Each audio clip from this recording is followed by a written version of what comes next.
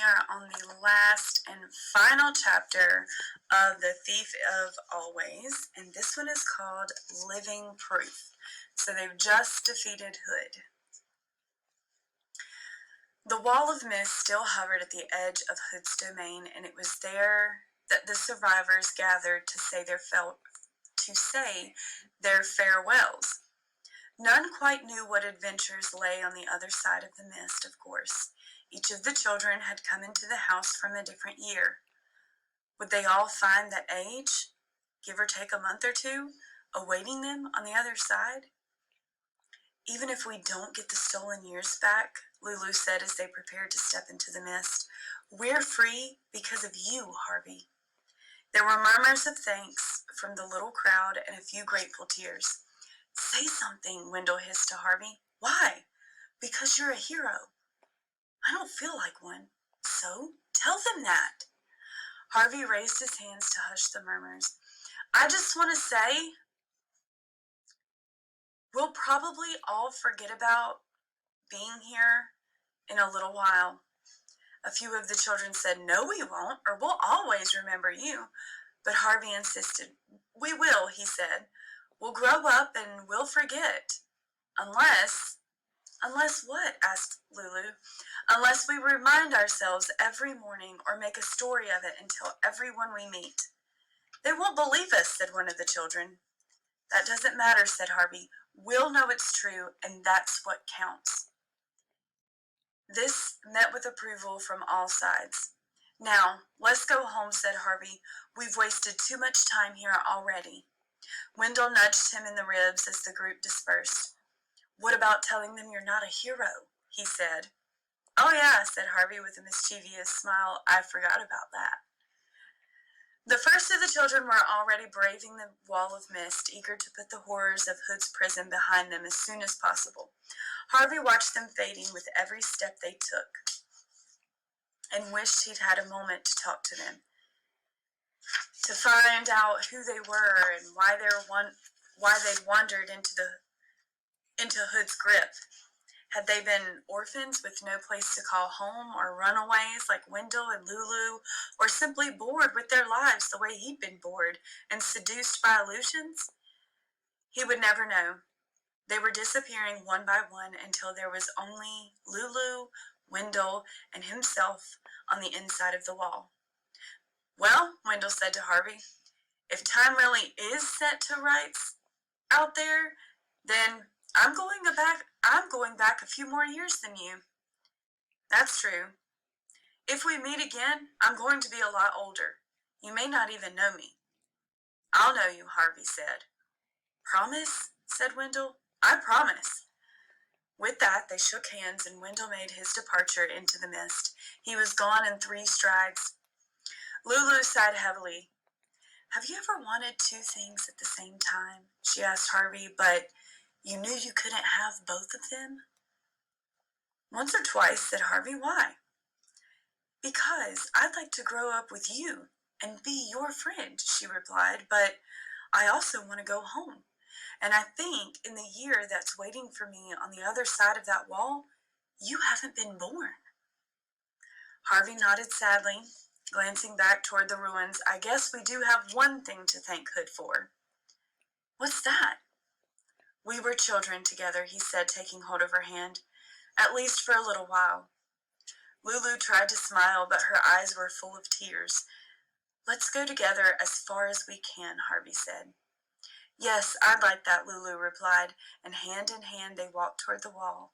At the last moment before the mist eclipsed them, they looked around at each other, and Harvey said, home.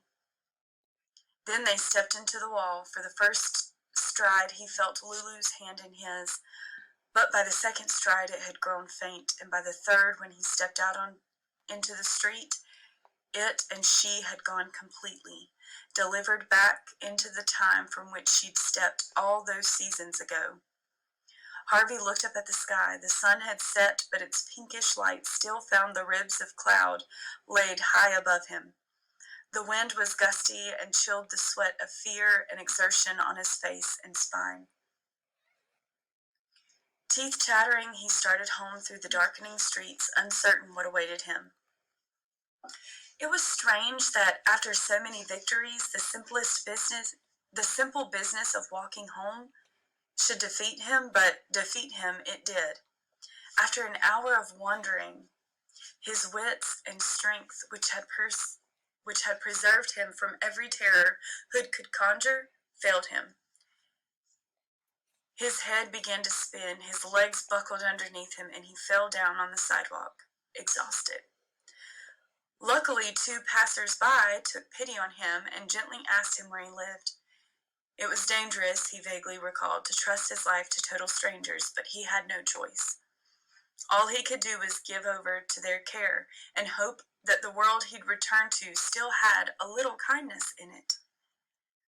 He woke in darkness, and for one heart-stopping moment he thought the Black Lake had claimed him after all, and he was down in its depths, a prisoner. Crying out in terror, he sat up and to his infinite relief saw the window at the bottom of his bed, the curtains slightly parted, and heard the light patter of rain upon the sill. He was home. He swung his legs out of bed and stood up. His whole body ached as though he'd gone 10 rounds with a heavyweight boxer. But he was strong enough to hobble to the door and open it. The sound of 2 familiar voices drifted up from the bottom of the stairs. "I'm just happy he's home," he heard his mom say. "So am I," said his dad, "but we need some explanations." "We'll get them," his mom went on, "but we shouldn't push him too hard." Clinging to the banisters as he went, Harvey started down the stairs while his mom and dad continued to talk. "We need to find out the truth quickly," his father said. "I mean, suppose he was involved with something criminal." "Not Harvey." "Yes, Harvey. You saw the state of him. Blood and dirt all over him. He's not been out picking roses, that's for sure." At the bottom of the stairs, Harvey halted, a little afraid to face the truth. Had anything changed, or were the 2 people just out of sight still old and frail? He went to the door and pushed it open. His mom and dad were standing with their backs to him at the window, staring out at the rain. "Hello," he said. They both turned at the same moment, and Harvey let out a whoop of joy to see that all the griefs and horrors of the house had not been endured in vain. Here was his prize, staring down at him, his mother and father looking just the way they had before Rictus had come for him. The stolen years were back, where they belonged, in his possession. "I'm a good thief," he said, half to himself. "Oh, my darling," said his mom, coming to him with open arms. He hugged her first, then his dad. "What have you been up to, son?" his dad wanted to know. Harvey remembered how difficult it had been to explain everything last time, so instead of even trying, he said, "I was just wandering around and got lost. I didn't mean to get you upset." "You said something about a thief." "Did I?" "You know you did," his dad said sternly. "Well, are you a thief if you're taking something that belongs to you in the first place?" Harvey asked him. His dad and mom exchanged puzzled looks. "No, honey," his mom said, "of course not." "Then I'm not a thief," Harvey replied. "I think you owe both of us the truth, Harvey," his mom said. "We want to know everything." "Everything?" "Everything," said his dad. So he told them the whole tale just as they'd asked right from the beginning, and if their expressions had been doubtful the last time he'd related his adventures, they were incredulous now. "Do you really expect us to believe all of this?" his father broke in while Harvey was talking about meeting Hood in the attic. "I can take you to the house," Harvey said, "or what's left of it. I couldn't find it last time because it hid itself from grown-ups, but Hood's gone, so there's no magic left to hide it with." Once again, his mom and dad exchanged baffled looks. "If you can find this Hood house," his father said, "we'd both like to see it." They set out early the following day, and this time, just as Harvey had expected, the way back to the house was not concealed by magic. He found the streets that Rictus had first led him along easily enough, and very soon the gentle slope on which the house had once stood came into view. "That's it," he said to his mom and dad. The house stood there. "It's just a hill, Harvey," his dad said, "a hill covered in grass." It was indeed a surprise to see that the ground on which so many terrible deeds had been done had greened so quickly. "It all looks rather pretty," his mom said as they came to the place where the mist wall had stood. "The ruins are under there, I swear," Harvey said, venturing onto the slope. "I'll show you. Come on." They weren't the only visitors here today. There were several kite flyers plying the wind at the top of the ridge, a dozen or more dogs romping around, children laughing as they rolled down the slope, even a pair of lovers whispering in each other's ears. Harvey resented the presence of all these people. How dare they romp and laugh and fly their kites here, he thought, as though it were just another hill. He wanted to tell them all that they were cavorting on the ruins of a vampire's house and see how quickly that wiped the smile off their faces. But then, he thought, perhaps it was better this way. Better that the hill not be haunted by rumors and stories. The name of Hood would probably never cross the lips of these lovers and kite flyers, and why should it? His evil had no place in happy hearts. "Well," said Harvey's dad as the three of them climbed the slope, "this house of yours is well buried." Harvey went down on his haunches and dug at the dirt with his bare hands. The ground was soft and gave off the sweet smell of fertility. "Strange, isn't it?" said a voice. He looked up from his labors, both his fists full of dirt. A man a little older than his father, standing a few yards from him, smiling. "What are you talking about?" Harvey asked. "The flowers, the ground," he said. "Maybe the earth has its own magic. Good magic, I mean. And it's buried Hood's memory forever." "You know about Hood?" Harvey said. The man nodded. "Oh, yes."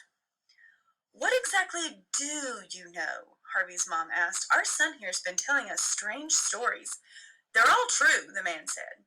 You haven't even heard them," Harvey's dad replied. "You should trust your boy," the man said. "I have it on the best authority that he's a hero." Harvey's dad stared at his son with a twitch of a smile on his face. "Really?" he said. "Were you one of Hood's prisoners?" "Not me," the man said. "Then how do you know?" The man glanced over his shoulder, and there at the bottom of the slope stood a woman in a white dress. Harvey studied this stranger, trying to make out her face, but her wide-brimmed hat kept her features in shadow. He started to get to his feet, intending to take a closer look, but the man said, "Don't. Please. She sent me in her place just to say hello. She remembers you the way you are, young, that is, and she'd like you to remember her the same way." "Lulu," Harvey murmured. The man neither confirmed nor denied this. He simply said to Harvey, "I am much obliged to you, young man. I hope to be as fine a husband to her as you were a friend."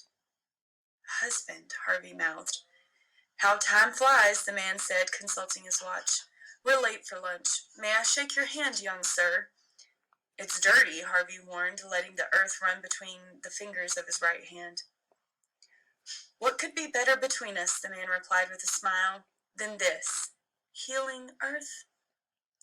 He took Harvey's hand, shook it, and with a nod to Harvey's mom and dad, hurried back down the slope. Harvey watched as he spoke to the woman in the white dress, saw her nod, saw her smile in his direction. Then they were both gone, out into the street and away. "Well," said Harvey's dad, "it seems your Mr. Hood existed after all." "So you believe me?" Harvey asked. "Something happened here," came the reply. "And you were a hero. I believe that." "Then that's enough," said Harvey's mom. "You don't have to keep digging, sweetie, whatever's under there should stay buried." Harvey was about to empty his left hand of dirt when his dad said, "Let me have that," and opened his hand. "Really?" said Harvey. "I've heard a little good magic's always useful," came his father's reply. "Isn't that right?" Harvey smiled and poured a fistful of earth into his father's palm. "Always," he said. The days that followed were unlike any Harvey